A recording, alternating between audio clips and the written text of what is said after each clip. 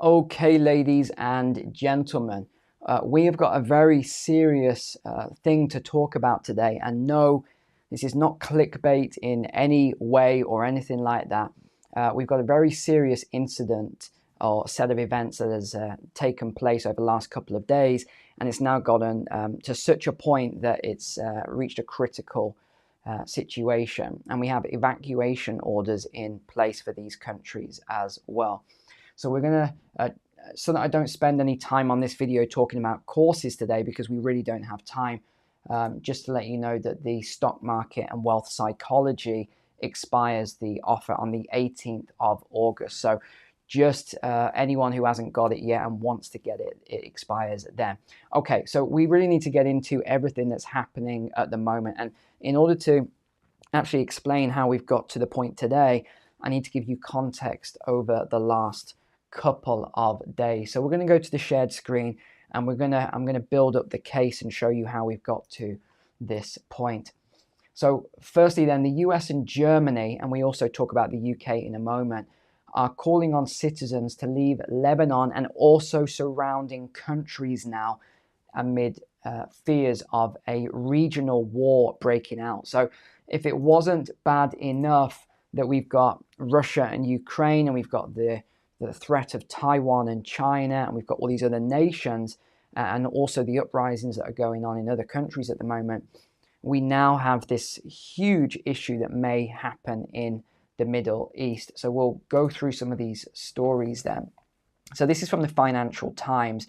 The US and Germany have urged their citizens to leave Lebanon as the Israeli Prime Minister vowed severe retaliation for a rocket attack blamed on Hezbollah that killed 12 people on Saturday. Now, interestingly, Hezbollah, who normally take accountability and say, yes, it was us, actually said this wasn't us and we didn't do it. So this is where the conflict is coming in. This is how it started.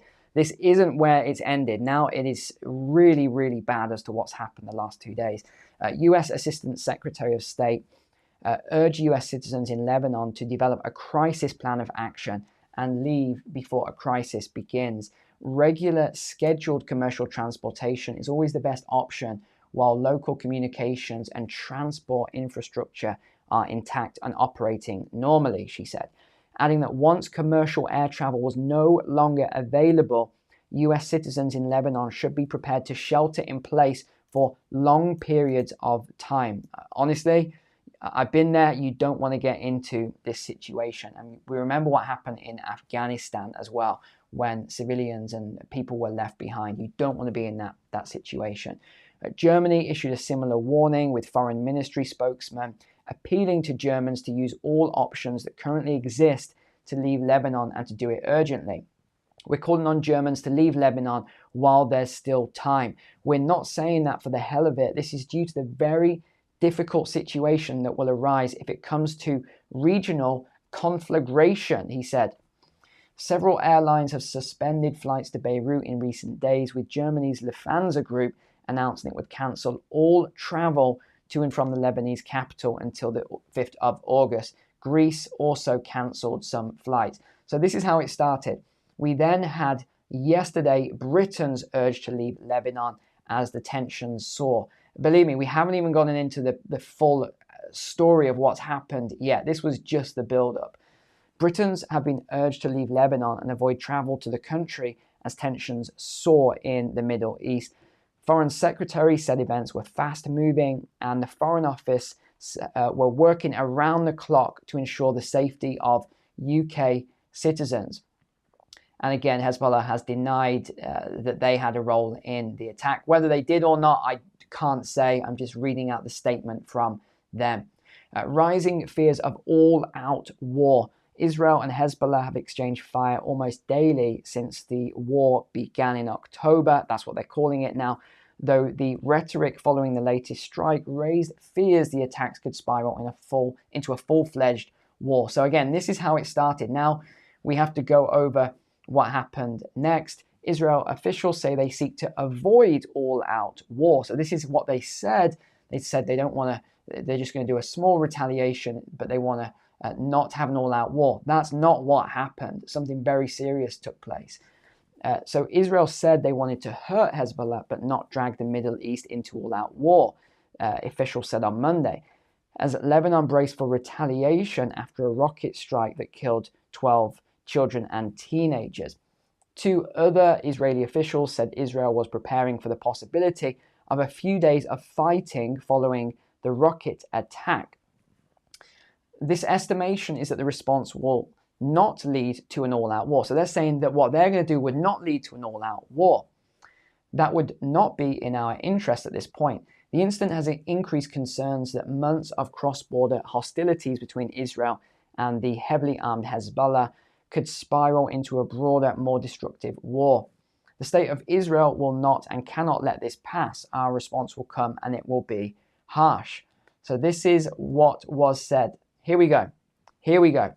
Israel claims to kill Hezbollah senior commander in a Beirut strike. Not this though, they also did this in Iran. We've got to get to that in a moment. But this happened yesterday.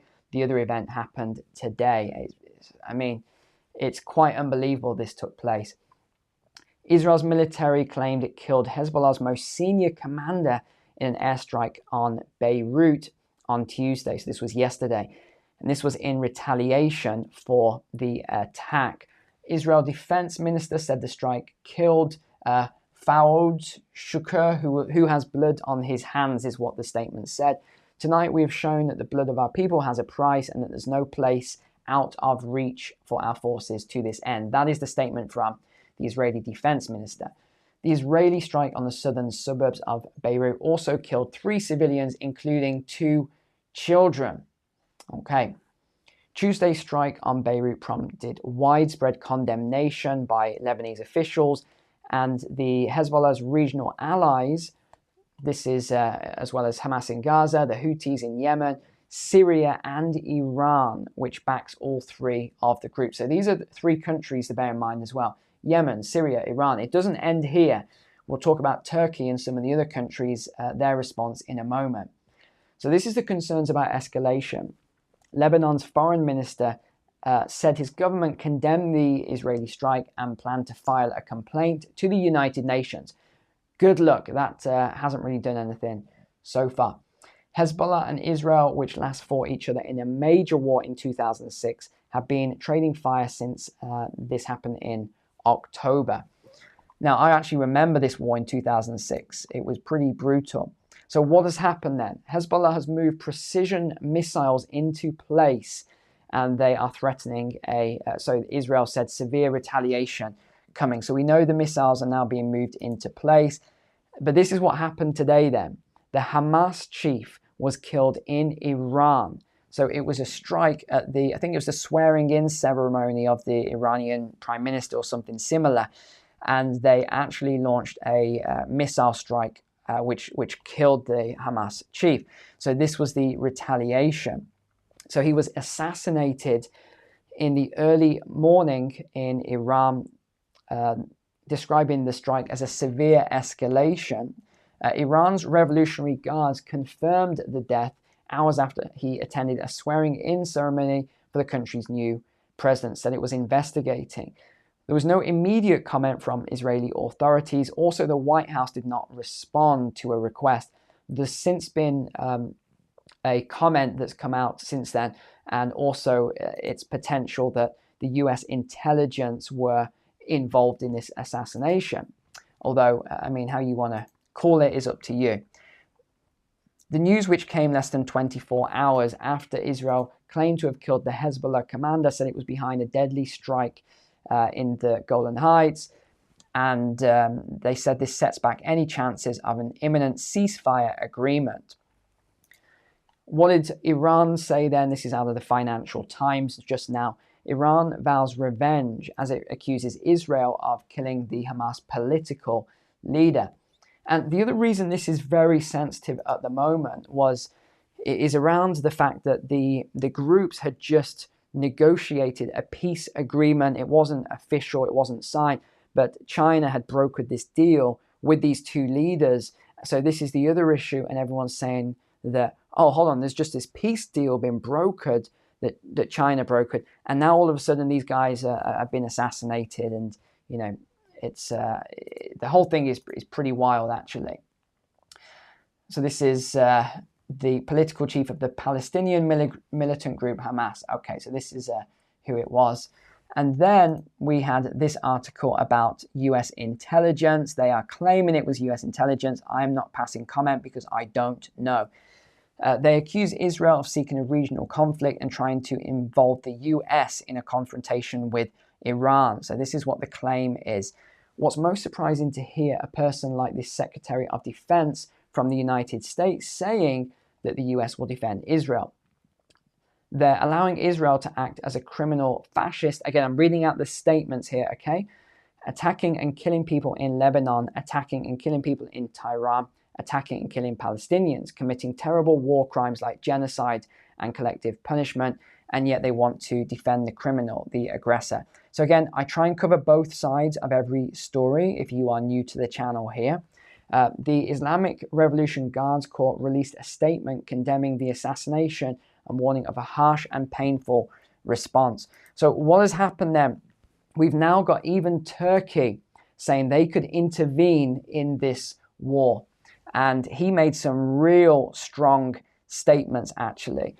A war of words has broken out between Israel and Turkey after the president threatened his country could intervene militarily on the war in Gaza.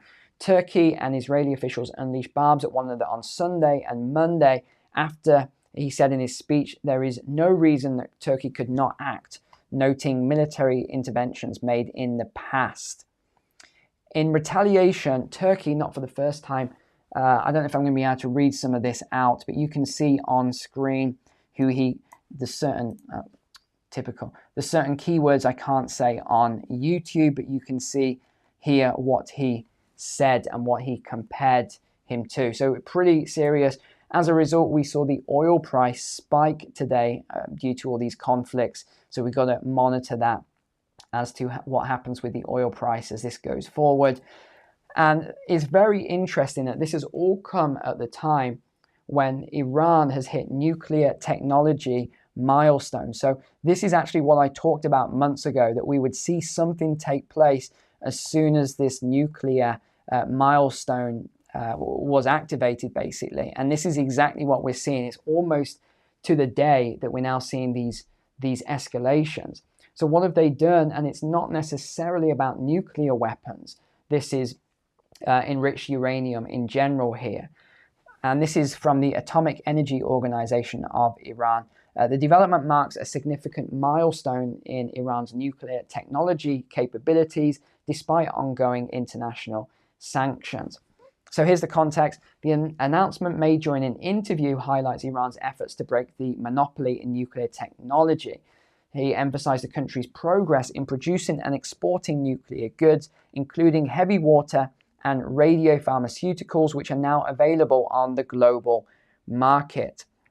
According to Iran Watch, Iran has accumulated a substantial stockpile of highly enriched uranium sufficient for several nuclear bombs. So this is why a lot of NATO and the US are making a lot of strong statements at the moment against Iran. It's over this enriched uranium. Iran has been implicated in supporting Hamas, which complicates the geopolitical landscape further, with the leaders repeatedly thanking Iran for its military and financial support in their fight against Israel. So that is where we are at. And one of the story I just want to cover while we're on the topic then is in the UK, we have seen real crazy scenes taking place over the last 24 hours. I mean, massive riots. I think it's about 50 police officers in hospital at the moment, police vans on fire. And this was all in response to that very nasty event that took place with the young girls. I can't even say the words because the video will get restricted. So we all know what happened. I covered it a couple of days ago. So at the moment, all we are seeing is just these massive events globally, which is quite in keeping with those forecasts we talked about in terms of the fourth turning. Remember, we talked about the fourth turning and how it's sort of leading up to 2027 point, which is the, I guess, the pinnacle of when we're going to see a lot of events taking place. So we're seeing all this, it's escalation, things are getting worse on a day-by-day basis. And now not only do we have Russia-Ukraine conflict, but it looks as though we've now got this new conflict which is brewing in the Middle East region. So if you are there, or if you've got a holiday, a vacation or something, but just make sure that you have a backup plan, have an escape plan, or go somewhere else. I mean, just some of these things are going to be more common sense right now. So that is you up to date with these things. Not a good situation. I'll keep you up to date as this progresses. Hopefully things get better, but I would highly doubt that. I think things are going to get worse in the region.